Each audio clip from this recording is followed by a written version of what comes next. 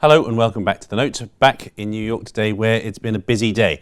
Now perhaps the biggest headlines surrounded the US stock market and oil. We saw another day of sharp gyrations in the oil price that spooked the stock market. The S&P 500 is now down for the year.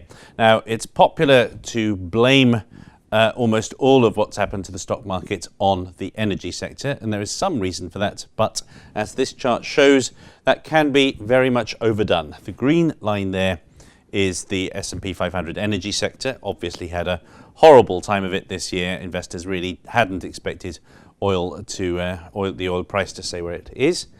But if you then look at that red line there, which is the S&P 500 excluding the energy companies, you can see that yes, it is just about positive for the year, but it's very much a thoroughly unexciting year that's been had by the rest of the US stock market, many of the stocks in that index excluding energy would of course benefit significantly from cheaper oil. So you still plainly have to contend with the fact that the US stock market is not in the greatest of health, even if you discount the effect of oil. Now, elsewhere we saw the dollar weaken quite considerably against the euro. That was without any big move in the bond market there, without any shift in expectations for the Fed for next week. Still seen as a racing certainty that the Fed will be raising rates.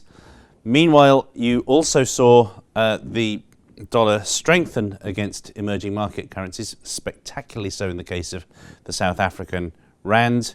Emerging market currencies in general are now beginning to fall quite close to the levels they had in September, which prompted the Fed to decide not to go through with a rate rise then.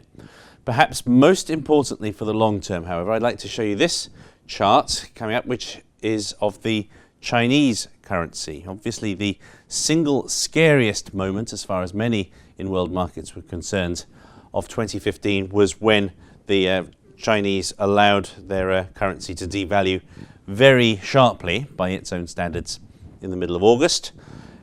The currency was steadily managed stronger for a couple of months after that. You can see that in the last few days it has been allowed to fall once more. It is now significantly weaker than it was on the day of all that excitement back in August. It makes eminent sense for the Chinese to allow their currency to devalue if they want to become more of a market-led currency, become an active part of the SDRs run by the IMF. Plainly, it makes more sense for them to follow the market, which would imply a weaker Chinese currency. Obviously, a weaker Chinese currency would have very intriguing effects for the rest of the world. I suspect this is one to watch.